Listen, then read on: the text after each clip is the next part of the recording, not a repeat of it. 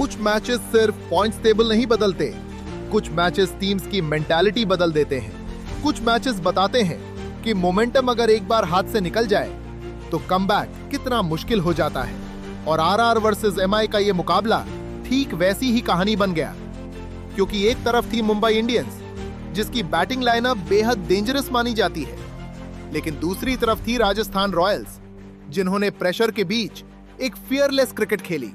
नमस्कार दोस्तों, स्वागत है आपका क्रिकेट फैक्ट्स बाय उमंग पर, जहां हम सिर्फ हाइलाइट्स नहीं बताते, हम बताते हैं मैच के हिडन फेजेस, प्रेशर सिचुएशंस और वो मोमेंट्स जहां पूरा मुकाबला साइलेंटली बदल जाता है। तो शुरुआत करते हैं राजस्थान रॉयल्स की बैटिंग से, और शुरुआत हुई यशस्वी जायसवाल के एग्रेसिव इंटेंट के साथ। 17 गेंदों में 27 रन, एक चौका, 3 छक्के।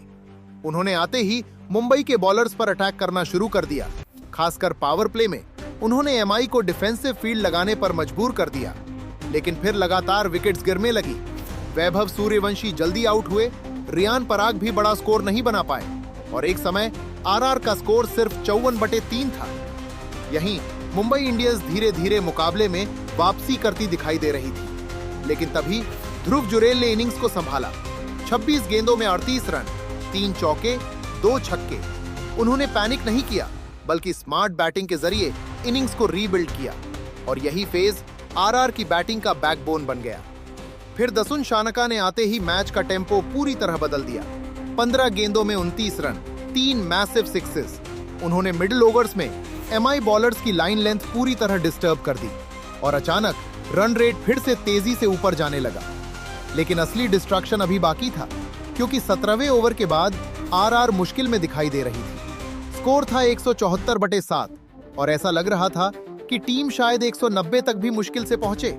लेकिन तभी जोफ्रा आर्चर ने गेम का पूरा मोमेंटम बदल दिया।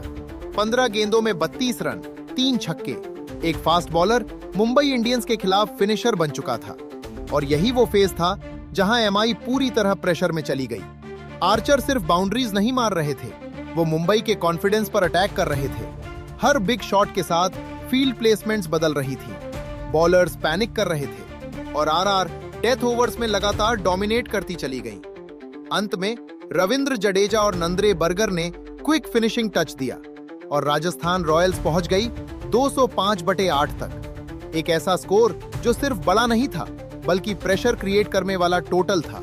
दीपक चाहर और शार्दुल ठाकुर ने विकेट जरूर निकाले, लेकिन डेथ ओवर्स में मुंबई इंडियंस मोमेंटम पूरी तरह खो चुकी थी, और यही वजह रही कि आखिरी ओवर्स में आरआर मैच पर पूरी तरह कंट्रोल ले गई।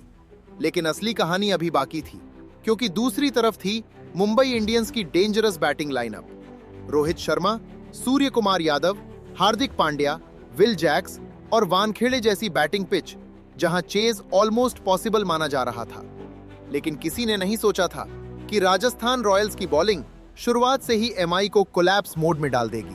206 रन, वानखेड़े जैसी बैटिंग पिच पर एक ऐसा टारगेट जिसे मुंबई इंडियंस जैसी टीम कभी भी चेस कर सकती थी, क्योंकि दूसरी तरफ मौजूद थे रोहित शर्मा, सूर्य कुमार यादव, हार्दिक पांड्या और एक्सप्लोसिव मिडिल ऑर्डर। लेकिन राजस्थान रॉयल्स सिर्फ रन्स डिफेंड करने नहीं उतरी थी, वो शुरुआत से मुंबई पर प्रेशर क्रिएट करने उतरी थी। और यहीं पहले ही ओवर में जोफ्रा आर्चर ने मैच का पूरा टोन सेट कर दिया। रोहित शर्मा 0 रन। सिर्फ 4 गेंदों के अंदर मुंबई इंडियंस को सबसे बड़ा झटका लग चुका था, और वानखेड़े का क्राउड पूरी तरह साइलेंट हो गया। लेकिन प्रेशर यहीं नहीं रुका। कुछ ओवर्स बाद रायन रिकल्टन भी आउट हो गए, फिर नमन धीर भी चलते बने। सिर्फ 24 रन पर मुंबई इंडियंस अपने 3 बल्लेबाज खो चुकी थी, और यहीं राजस्थान रॉयल्स ने मुकाबले पर शुरुआती कंट्रोल हासिल कर लिया था। लेकिन तभी क्रीज पर मौजूद थे सूर्य कुमार यादव, और यहीं से मुंबई इंडियंस ने कमबैक की कोशिश शुरू की।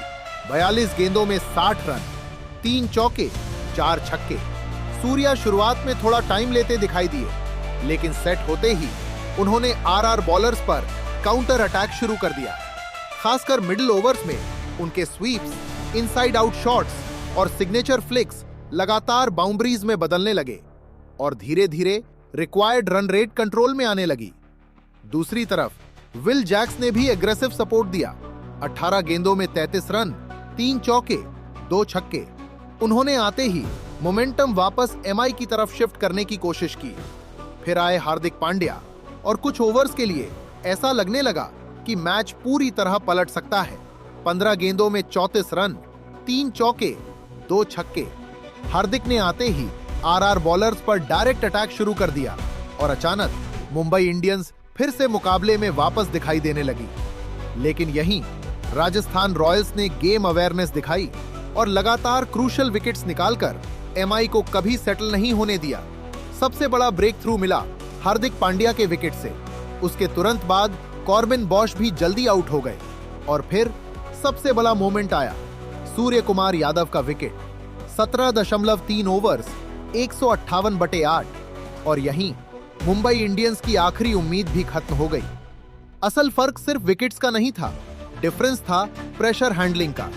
आरआर ने शुरुआत से मुंबई को स्कोर बोर्ड प्रेशर फील करवाया और लगातार अटैकिंग फील्ड प्लेसमेंट्स के जरिए बैटर्स को रिस्क लेने पर मजबूर किया।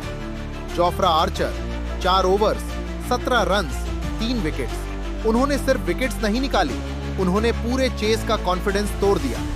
ब्रिजेश शर्मा और यशराज पुनिया ने भी मिडिल ओवर्स में क्रूशियल ब्रेक थ्रूज दिए और यही वजह रही कि एमआई की बैटिंग कभी रिदम पकड़ ही नहीं पाई। एक समय मुंबई इंडियंस को आखिरी 3 ओवर्स में तेज एक्सेलरेशन की जरूरत थी, लेकिन आरआर बॉलर्स ने डेथ ओवर्स में पूरी तरह गेम लॉक कर दिया। 20 ओवर्स खत्म होते होते मुंबई इंडियंस सिर्फ 175/9 तक पहुंच पाई और राजस्थान रॉयल्स ने पूरा मुकाबला 30 रन से अपने नाम कर लिया। और इस मैच के सबसे बड़े हीरोज रहे जोफ्रा आर्चर, जिनकी एक्सप्लोसिव फिनिशिंग बैटिंग और लीथल ओपनिंग स्पेल ने पूरा मैच आरआर की तरफ शिफ्ट कर दिया। बाकी आपके हिसाब से इस मैच का सबसे बड़ा टर्निंग पॉइंट क्या था? जोफ्रा आर्चर का ओपनिंग स्पेल या सूर्य कुमार यादव का विकेट? और अगर आपको ऐसे ही cinematic cricket analysis, deep match breakdown और हिडन मैच स्टोरीज पसंद है तो वीडियो को लाइक करें, शेयर करें और क्रिकेट फैक्ट्स बाय उमंग को सब्सक्राइब करना बिल्कुल मत भूलिए, क्योंकि यहाँ हम सिर्फ क्रिकेट नहीं देखते, हम मैच के पीछे छुपी कहानी समझते हैं।